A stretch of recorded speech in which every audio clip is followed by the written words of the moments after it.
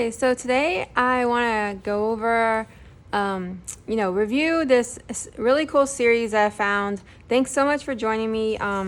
This is the Incorrigible Children of Ashton Place.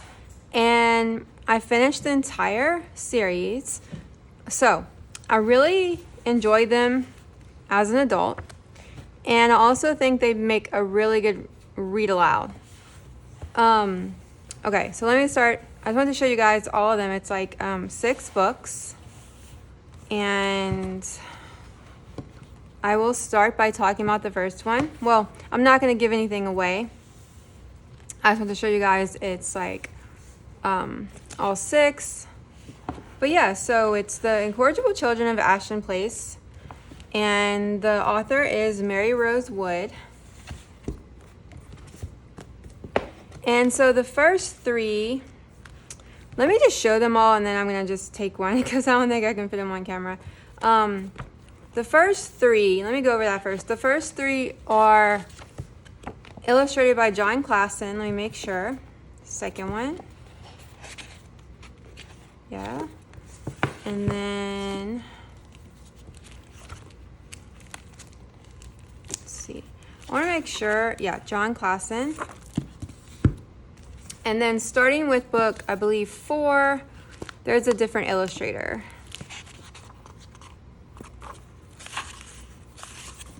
Sorry, I wanted to get that correct. Okay, so starting in book 4, so 3 are by John Klassen and 3 are by Eliza Wheeler. And I'll show you guys the difference in the illustration before I mention the first book. So the first 3 are illustrated by John Klassen, and they do have some illustrations in the book, various points, not too many. That's actually how I found these books. I was just searching for John Klassen books on my library's website, and these came up, and I had never heard of the series before that. And then the last 3 are illustrated by Eliza Wheeler, and then they're very similar. I'm not sure how the dialogue went between the author and the illustrator for the last 3. If she told her, obviously, to stay kind of true to the originals because they're very similar in style, black and white, as to the John Klassen ones. I actually was fooled. I didn't really check, and I was like, oh, I don't know. Like, I'm a John Klassen fan, but you can tell when you compare them. So if you're a John Klassen fan, yeah, he did the first 3, but you can tell when you compare them. Her illustrations are a little bit different. Yeah. So I want to say that up front. Let me go ahead and pull the first one out to show you guys all 6. Okay, the first one. Let me read the back, and then I'm going to tell you guys my thoughts a little bit. Without giving spoilers. So this is The Mysterious Howling is the title of the first one, and let me read the back. Discovered in the forest of Ashton Place, the Incorrigibles are no ordinary children. Luckily, Miss Penelope Lumley is no ordinary governess. A proud graduate of the Swarthbourne Academy for Poor Bright Females, she must use all of her skills to tame these clever canine children. Latin, poetry, and the use of globes will simply have to wait.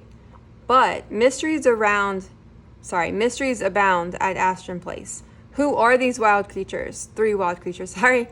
Why does old Timothy the coachman lurk around almost every corner? Will Penelope be able to civilize the Incorrigibles in time for Lady Constance's holiday ball? And what on earth is that howling in the attic?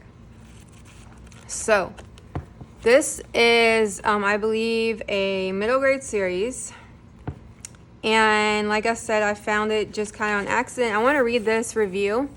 It says, Jane Eyre meets Lemony Snicket in the smart, surprising satire of a 19th century English governess story. Humorous antics and a climatic cliffhanger ending will keep the children turning pages and clamoring for the next volume, while more sophisticated readers will take away much more. Frequent plate-sized illustrations add wit and personal flair. So, this series, my daughter hasn't even read it yet. She likes fantasy. I would say they have some elements in here that are a little I don't know what you call them. They're kind of, I don't know, I wouldn't really call it fantasy. I would call it like they have some magic in it, but not like, it's more like realistic, but yet it has like some kind of magical elements having to do with why the children were found in the woods and things like that. But it's not, I wouldn't, like, it's definitely not like fantasy. Okay, so this is like my first middle grade series that I actually read on my own, because I do usually read like standalone middle grade novels. Let me quit rambling. Okay, so what I really liked about this book is it has, like I mentioned, a governess who is in charge of taking care of these 3 kids who are found in the woods. And so you have to read the entire series from 1 to 6 to find out. You kind of have like a guess of like who the kids are in a way, especially as an adult reading it. As a child, I think it'd be a lot more mysterious. But as an adult, you kind of have like an inclination, foreshadowing of like but you don't find out everything till the 6th book. Some of the things I was surprised by. I kind of knew a little bit about what would happen in the 6th book, I thought, at the end, but I was surprised a little bit. It does keep you reading. It's so engaging, especially the first 4 books. The first 4 books are my favorite. It's like I was so excited to read the next and the next and the next, and even to get to the 6th, because I really wanted to find out the whole mystery. Like they call it the mysterious howling. Book 1 is true. Like, you kind of don't know everything until the 6th book. And so this governess, I like how that review compared her to Jane Eyre, because she's a governess, of course, and then she's English. And this is based in the 1800s, but it feels very modern. It's told from first person, from the governess's point of view. I love first person. And she basically, it's her story along with the kids' stories. And it's pretty much mostly her and the kids, and then the people who live in the house, who she's hired by, which is the man who found the kids, Lord Ashton, Frederick Ashton, and then his wife, who is like both 2 very unique characters, and they're very interesting. Also kind of reminds me a little bit of Downton Abbey, in the sense that, the TV show, in the sense that I don't know if Downton Abbey is based on a book. I need to look that up, but I know I did watch the series. And in the sense that the people who work in the house that the kids live in, the estate, you get to know them too. Like the people who like the coachman, and like some of the other women that work in the house that, so it's like you get to know them, and they're all like very, seemingly really nice people. And so you get to know them through her writing. Her writing is very clever, quick-witted. It's also interesting because she uses a lot of references, because the main character, Penelope, is a governess. So she's reading different things to the kids. I think it'd really be of interest to homeschool parents, because she's reading things to the kids, like about poetry, like reading things to them, like I said, about like poetry and different, teaching them things about history and nature studies and things like that. And so it's very much this is where my daughter stopped. She started reading it, and she plans on continuing. I hope she does. But I really think this would be a really good read aloud series. I didn't do it as a read aloud because my daughter, she's 9 now, so she likes kind of reading on her own, and so do I. But I'm encouraging her to read this independently as I did. We do read alouds, but that's a whole nother video, shorter read alouds now. But anyway, as an adult, I really enjoyed it. It's a little bit different than the middle grade books I usually read, because it's a little more, like, you can tell these books are obviously written for kids. Like some middle grade that I read, like Sarah Pennypacker, like Lauren Woke, even Kate DiCamillo, some of her books. It's kind of like, wow, this is written for kids. You could surprise me and say that this is for adults. I know it's because of the age of the protagonist usually. So Penelope is like 16 when Penelope is a governess, when she's working with these kids. And you almost forget that she's 16 because she seems very sophisticated. And so all 6 books revolve around Penelope and the kids. And I like how you don't really meet that many new characters. It's mainly focused on the people that are living in this house, and it's very it's quirky, and there's also a lot of interest, I think, for young kids if you would read this to them with all the like the sounds and the noises that some of the characters make, like howling and things like that. There's room for a lot of use of animated language and things with the way you would word things. Like if like my daughter was like in kindergarten or even younger, I think it would still be fun.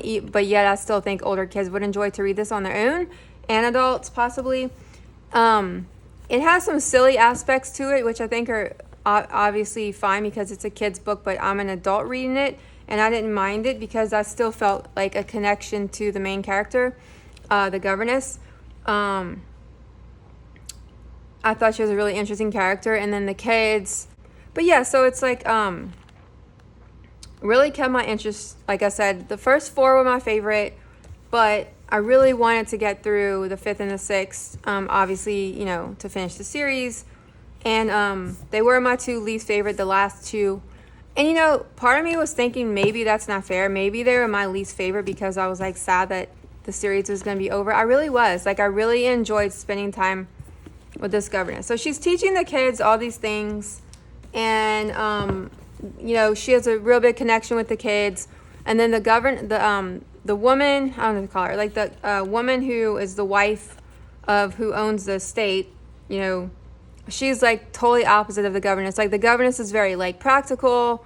She grew up kind of as an orphan from the school that sent her over to be the governess. And so she grew up very modestly, practical, and she's always quoting a teacher at her school who has all these like life lessons. So you get all these like life lessons quotes throughout the book from Agatha. Her name's Agatha Swathborn. And those are fun. Like Penelope's always quoting her, like what would she do in this situation? What would she do in that situation? And she's always, and those are fun. Listening to that.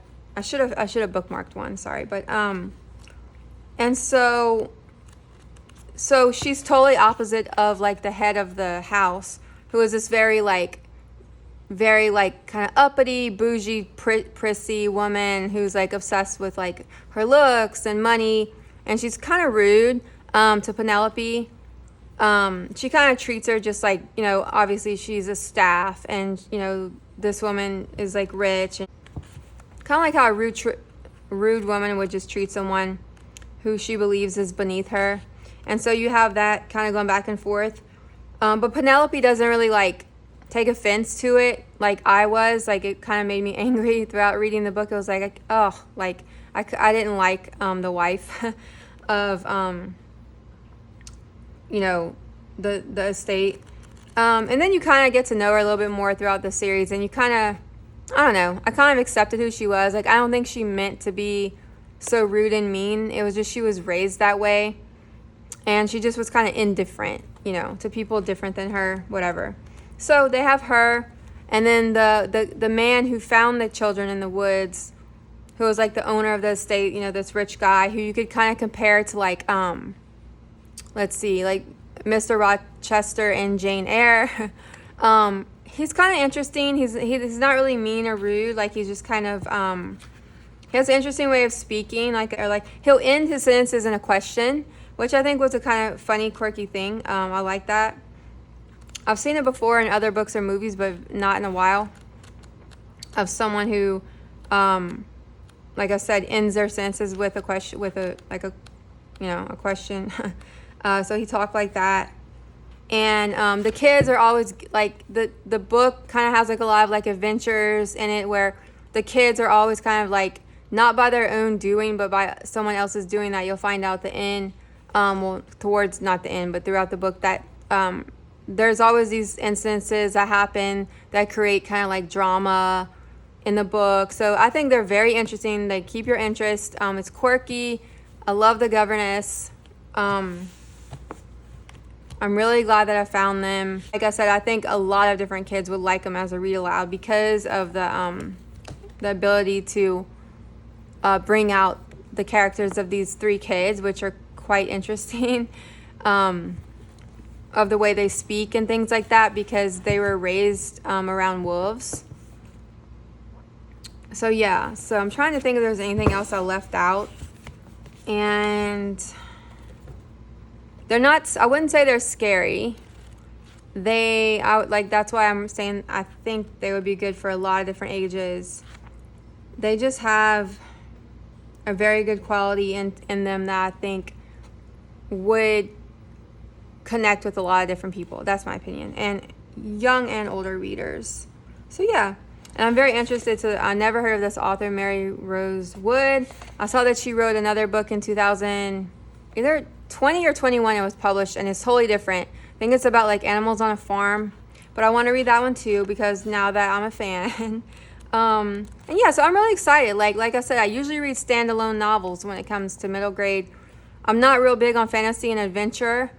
So I don't usually read a lot of series because most series are like more fantasy and adventure. So I've tried many different ones, and this is like the first one that I've actually finished. So, I mean, I like realistic fiction. I like first person, and I like characters that I can relate to. Usually characters that are like coming of age or like that are kind, both of this, I wouldn't call this a coming of age, but I would call it like she's a very likable character, and the author has a very good knack for keeping things super interesting. And then there's, like I said, there's a mystery to it.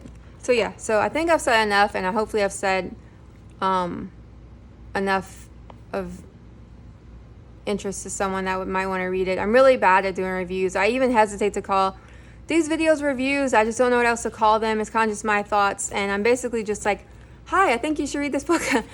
I don't want to do too much a review because then I'm going to give away spoilers. But I really recommend this for homeschool parents and for even adults. So I hope you guys found this video helpful. And yeah, so that's it.